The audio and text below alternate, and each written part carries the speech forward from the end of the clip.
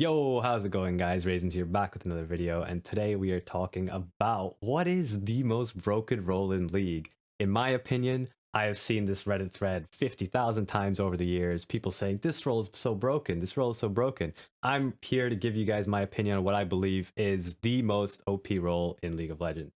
So hopefully, if you enjoy this video, you guys will agree with me. If you don't, then, leave a comment, tell me what you guys think is the most OP role. But either way, hope you guys enjoy the video. Get into it.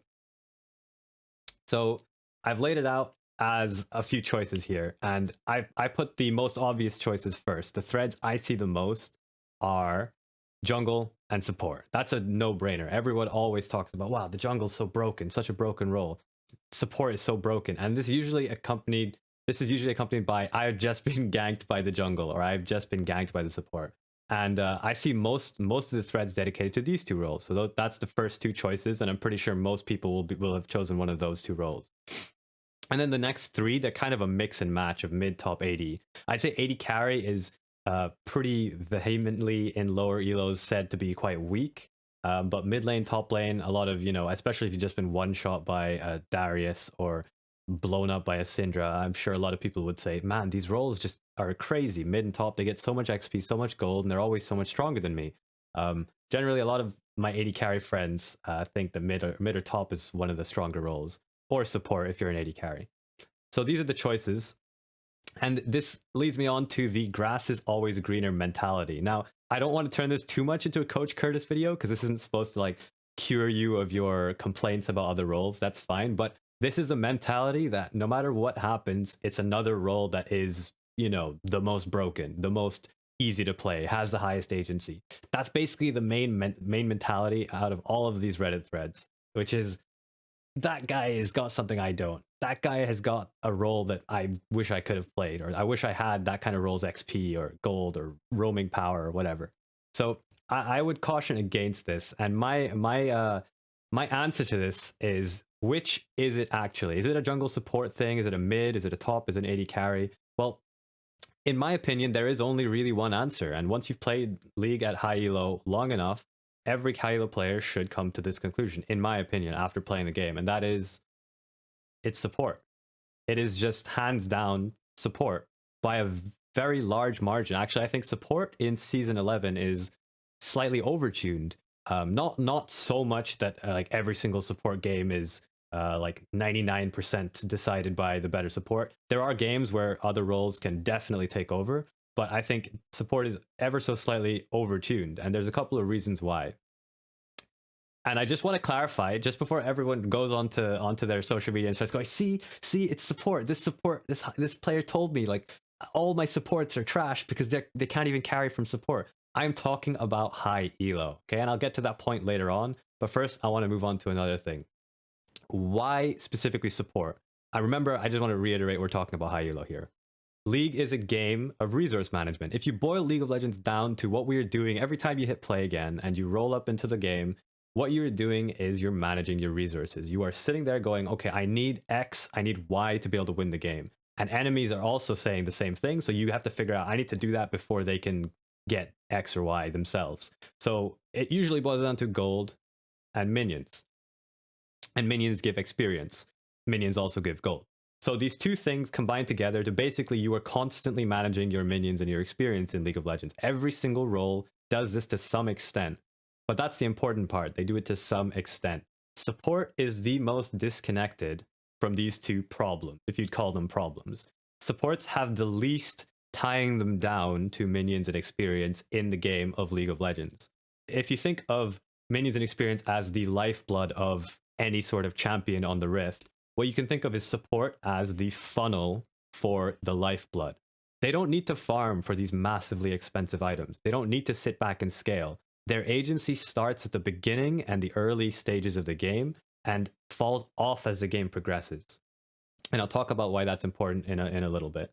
There's nothing anchoring them to a single wave. Now, that's really important. Now, this isn't entirely true yet. Supports do need to show up at certain points in lane. Otherwise, the AD carry will not get farm.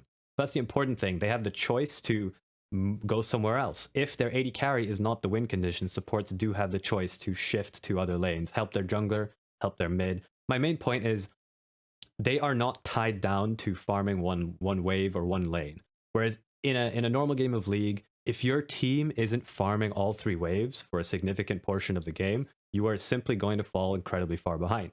So AD carries, mids, and tops are all shifting around the map, trying their best to collect 3 waves of farm simultaneously. Each one of them is trying to get waves of farm for themselves. Supports and jungles don't have this problem.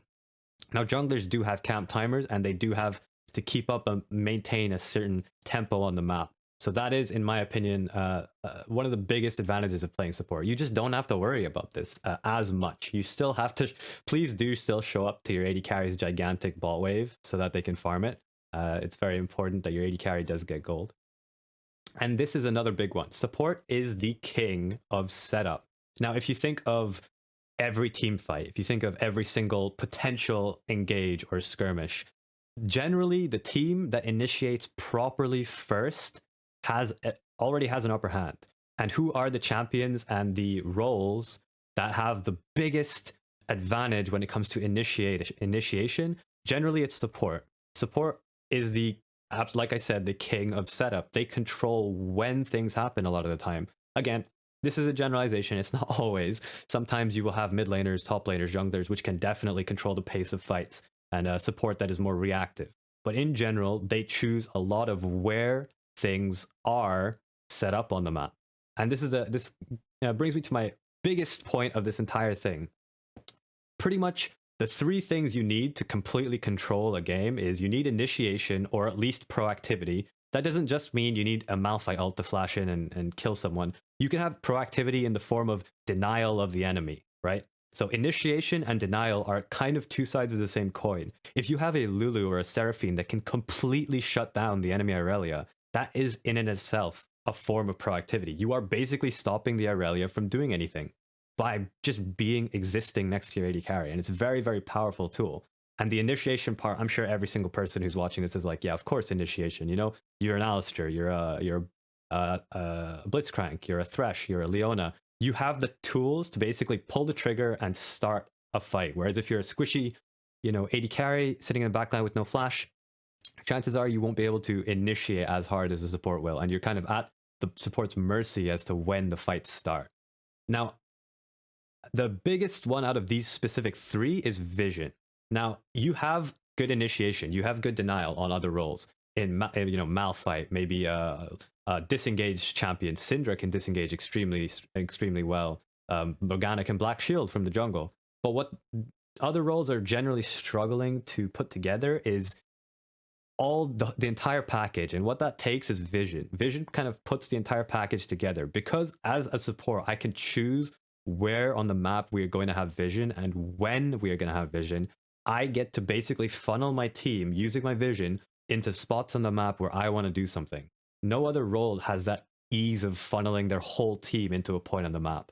And that is a very powerful tool. I've said this a billion times, but vision kind of ties the already strong support role into the spearhead, which goes straight through into the enemy's body. They are the ones pointing, okay, right, we're going here, let's do this, let's do that. And again, that's a very strong way of winning in solo queue specifically. But then I clarified only in high elo, and this slide is specifically, I put this slide in for a specific reason. And I want to stress, the higher you climb in elo, the more powerful support becomes. And this is true for a variety of reasons I'm just about to go through, but I want to say that one more time. The higher you climb, the more powerful support is. And the opposite is completely true. The lower elo you are, the weaker support is. And it's a noticeable difference if you watch any support streamers stream.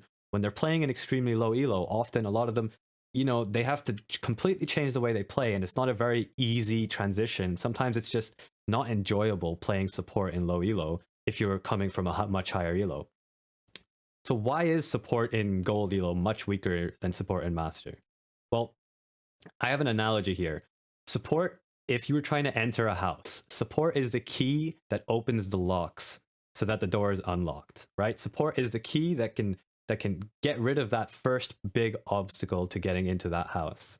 But the other roles, mid, AD carry, top, maybe jungle if they're on a carry role, are the kind of the foot that breaks the door open. I mean, if you're breaking the door open, maybe you didn't need a key. So I'd say they're the hand that turns the doorknob to get into the door, to get into through the door. Sorry. So my point being, supports are like the first step to opening the door and then getting into the house, right? And the other roles themselves are actually the ones who do the opening. And what this means is supports generally, they can lay the foundations, but they rely on their teammates to kind of finish the job. And this is exactly the reason why the higher elo you climb, support becomes much more powerful. At lower elos, this is a very unreliable way of carrying the game because you do not deal the finishing blow to the enemies. You do not clean up the fights. Often you do not have the tools to entirely carry through damage and through, you know, your abilities alone without your teammates following up on you. And in high elo, that's a problem that solves itself, as I'll talk about in a second. Your advantage of not needing gold or experience starts to hurt. And I'll show you in the next slide exactly why that starts to hurt. So in low elo, games are on average 15 to 20% longer as you approach iron elo. That's actually a big number. Remember, this is average game time. Okay, so if you think about it that way, essentially what's happening is lower elo you go, the harder it is to close games. And that means the longer the games go and the more overall gold and items people have. So what ends up happening is AD carries and mid laners reach their kind of late game fantasies far, far more often in low elo. And when you're playing in gold or platinum, most games, even below gold or platinum, this happens a lot. Most games turn into 5 versus 5 ARAMs. Most games turn into, we're going to group, we're going to team fight. Often it's not just mid lane, it can be around dragons. Every dragon seems to get contested, even though it's completely pointless to contest a enemy getting first dragon if you can win the game. Or barons often get like flipped, 5 versus 5, 4 versus 4s, random fights around these big neutral objectives. And what this means is supports setting up their carries. Yes, they can still influence the game, but in the end, the games go on long because people don't close properly. That a lot of issues happen where your teammates often, their lack of proper setup and specific skills causes a real big gap between the initiation phase and the cleanup phase of fights and skirmishes and, you know, getting picks and things like that. And what I've noticed when I play support in low elo is bad chain CC, so people don't follow up on your CC properly. And then I wrote slow follow up. That's similar to bad chain CC, but just damage follow up. I'm talking about you land an ability as a support on something, and teammates do not use their abilities in very optimal ways. They don't react in time, and opportunities which should be guaranteed picks or a completely one team fight often slip through their fingers. Bad positional awareness. Now this one's a big one, but if your AD carry has bad positional awareness in low elo, bronze, silver, gold, you are very likely to lose the game. And I actually remember reading a Riot article. I couldn't find the exact article, but maybe someone in the comments could let me know. This was years ago, about the likelihood of losing a game with autofill, and the highest position, the position which had the highest loss rate as autofill, I believe, was AD carry. And that made a lot of sense to me. In high elo, it doesn't make a tremendous amount of sense because I think AD carries have a lot lower impact in like super, super high elo because like jungles, supports just dominate the map at that stage. But if you have an autofill AD carry, what I've noticed is team fighting is just borderline impossible. And this is especially true in low elo. Team fighting is just borderline impossible because AD carries are the granddaddy of team fights in a lot of cases. Everything is being thrown at them, and the AD carry is basically the single source of one-shotting any sort of like squishy target. Mid laners and top laners can do this, but often AD carries still outdamage them if they have correct peel. But the issue is, if they don't have good positional awareness, they're just going to get completely obliterated. And then on top of this, even if they have decent positional awareness, their basic mechanics are, you know, it lowers their overall DPS to a level where it's actually not as scary to play against a silver or a gold Jinx compared to a, you know, a silver or a gold Irelia, because the Jinx in theory should be dealing like orders of magnitude higher damage than the Irelia, but the Irelia's execution is much easier. It's much easier to execute a Darius in a team fight than it is a Jinx if certain conditions are met. So that's what I mean by they don't use their kits to their fullest. Therefore, the champions don't really like reach the ceiling of available damage. And what this means is essentially you initiate a fight, but you don't have the reliability in what your teammates are doing to actually finish the fight off. And this is very common in low elo.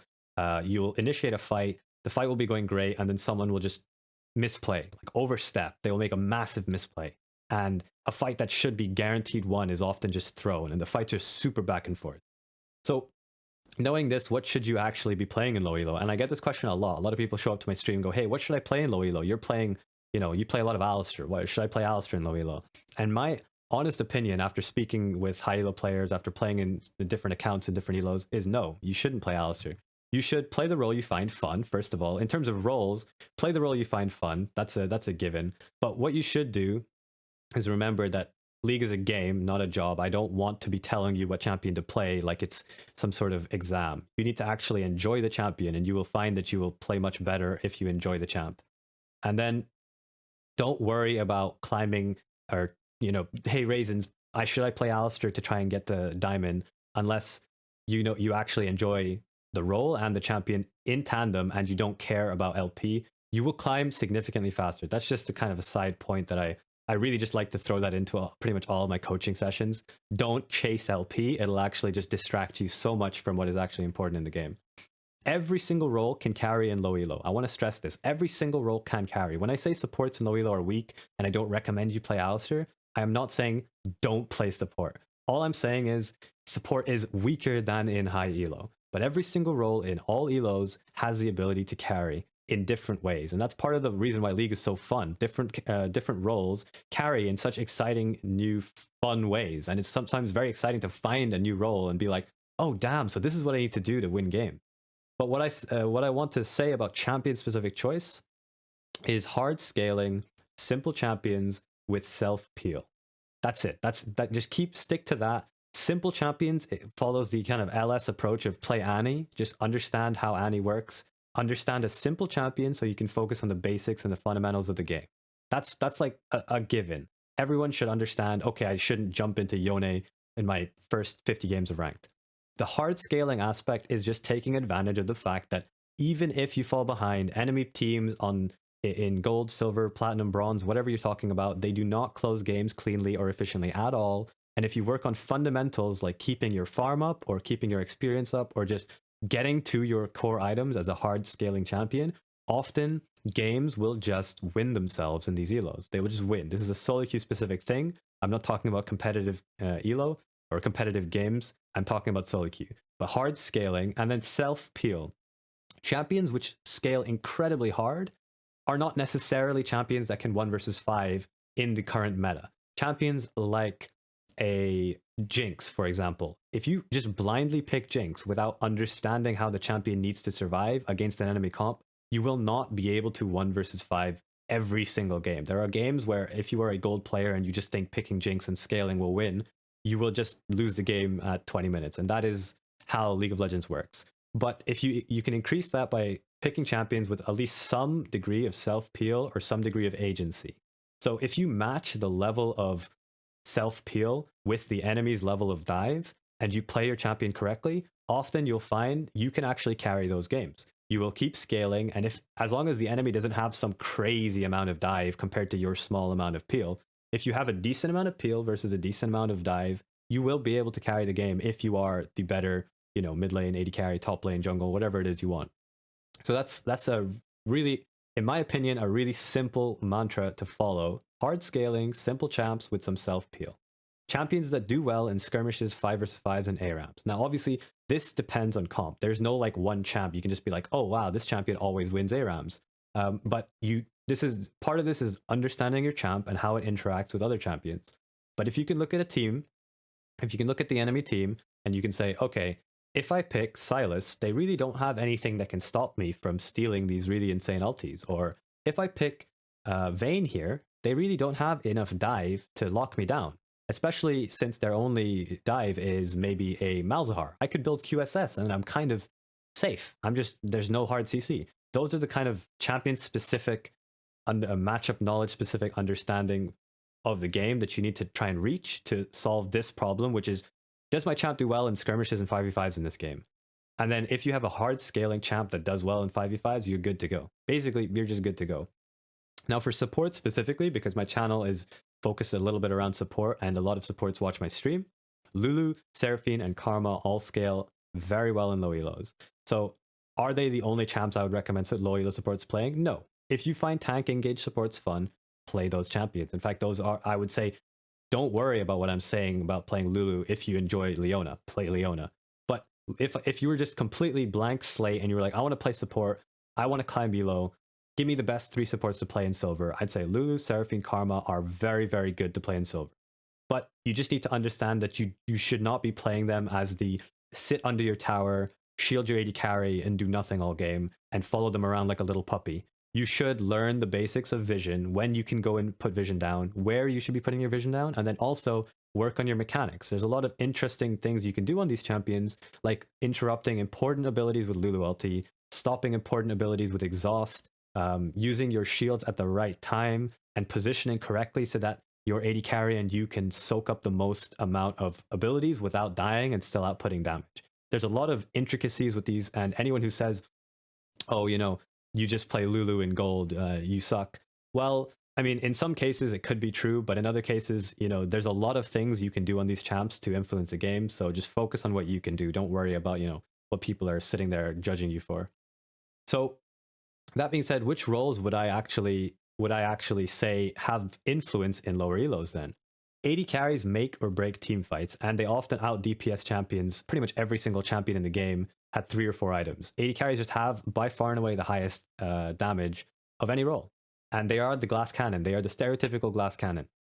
If you can master AD carry, it is one of the most terrifying roles to play against. A good AD carry, and if you watch any high elo streamer, they will tell you a good AD carry can completely snowball out of control, and it is incredibly hard to shut them down if certain conditions are met. And actually, the better the AD carry, the less babysitting they need to take over the game. You'd think, oh, good AD carries need babysitting to get to a certain point, but if you watch the best AD carries on the server, you know, Upset, Reckless, when he's playing his consistently, you know, farming style and scaling and then just dominating team fights, their positioning and their knowledge of how to get waves and XP is so good that they don't rely as much on, you know, like a gold elo player or even a diamond player relies on their support. They rely much more on their game knowledge and their raw mechanics to carry games. Mid and top lane generally win through just sheer lane dominance. That's what I've noticed, at least. The laners that can win their lane and then use that to then transition into roaming or split pushing or generating such a massive tempo lead by winning side lane or you know, threatening enemy AD carry because they're so massive that the team fights don't even get to happen because the enemy AD carry just gets completely one-shot every fight.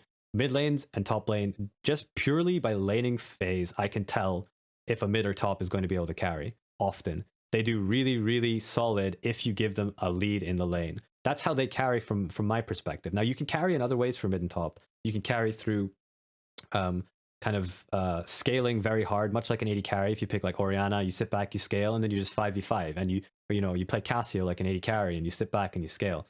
But in general, if you can dominate your lane, you can do that on scaling control mages as well. If you want to play the, you know, mid lane dominant Magifelix style, like I'm gonna just out resource you, you win by like winning your lane. That is generally how mid top lanes control the game. Now jungle and support control the game through roaming. That's pretty much it. The number one way they do this is roaming. Now supports have an additional layer of power, which I spoke about, which is vision, which junglers they don't have as much access to vision. But what junglers can do is they can move their pink wards around on the map quite freely. And most junglers go red trinket, but just the ability to have a pink ward and also the ability to walk around anywhere on the map gives junglers, you know, an edge over AD carries, mid laners, and top laners when it comes to vision control. But then you combine all these things, at the end of the day, the jungle and the support have what I call the mental advantage. They can pop up at anywhere, at any point on the map if they're, you know, not sacrificing a massive wave, and they can just mentally break you because you were too busy doing something else as a top laner and you didn't notice that the support is in your lane. And what this happens is they basically throw variables at the mid laner and the top laner. They're constantly testing the mid, the top, the enemy jungle if they're invading, hey, are you paying attention? Are you paying attention? Are you paying attention? And the best supports, you watch like Bard players at the top of the ladder, they are constantly running around the map, being as annoying as possible. The best junglers, on tempo, they're constantly pressuring. They're not just throwing themselves at random ganks. They are looking for windows to invade. They're looking for windows to clear scuttle crabs constantly to give their laners more freedom to do what they want. And that's the strength of jungle support. They roam. That's pretty much it. That summarizes how jungle support carry games. I want to stress one more time, pick the role that you enjoy. Do not think that just by flip-flopping to a role that someone told you is strong, you will somehow spike in and stay at like, massively higher elo than your peak elo. You will most likely just be, small increases just by finding something OP of flavor of the month. What I would recommend is pick a role you enjoy, stick with it, learn the role, learn the fundamentals of that role. Don't worry about the grass on the other side. Stop worrying about, oh, enemy jungle is playing such a broken role and I'm sitting here as an AD carry. What can I do? Because I guarantee you, if you take a better AD carry or an AD carry who's much, much higher elo than you and put them in that position, they will find creative ways to win the game. Now, will they win 100% of their games? No. That's impossible in League of Legends. There's a lot of different factors that stop you from winning every single game. But the attitude of, I'm going to look at what I can do, is what makes high elo players so dangerous in low elo. They're constantly looking at what they can do to win the game rather than worrying about teammates. Obviously, the toxic ones aside, we don't take credit for them. Those guys can do what they want. So what about high elo?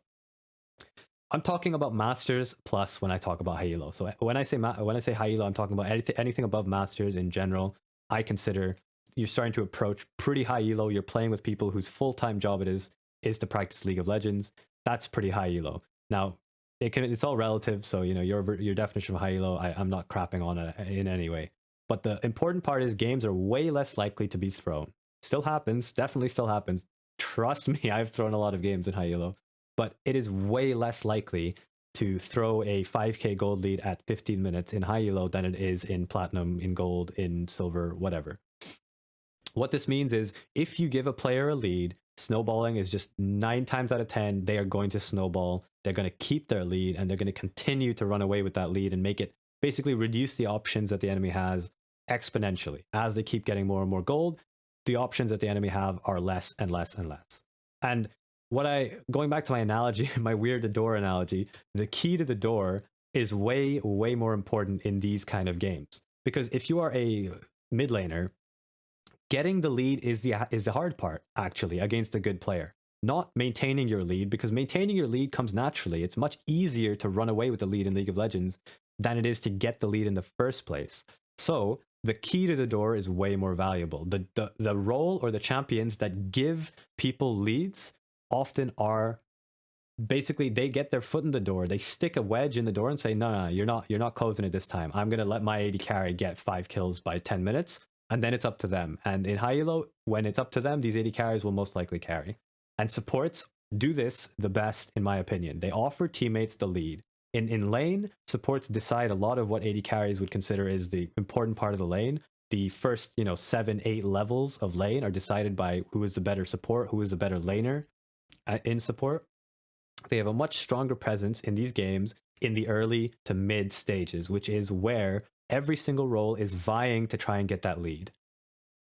And then in high elo, players have way stronger macro fundamentals, and games don't need to be ARAM to win. Now that's a simple one. I'm not going to talk about it too much, but essentially we're grouping less randomly, and we group for objectives on average. I know there's probably going to be people who've been like, I watched Solo Renekton own these high elo games, or I watched Doublelift playing a high elo game and it was just 24/7 ARAM. It's a generalization, I know, but in general, on average, there's less random grouping for no reason, and there's more purposeful fighting, fights, skirmishes, whatever you want to call them. And then there's more players that understand their champion's strengths.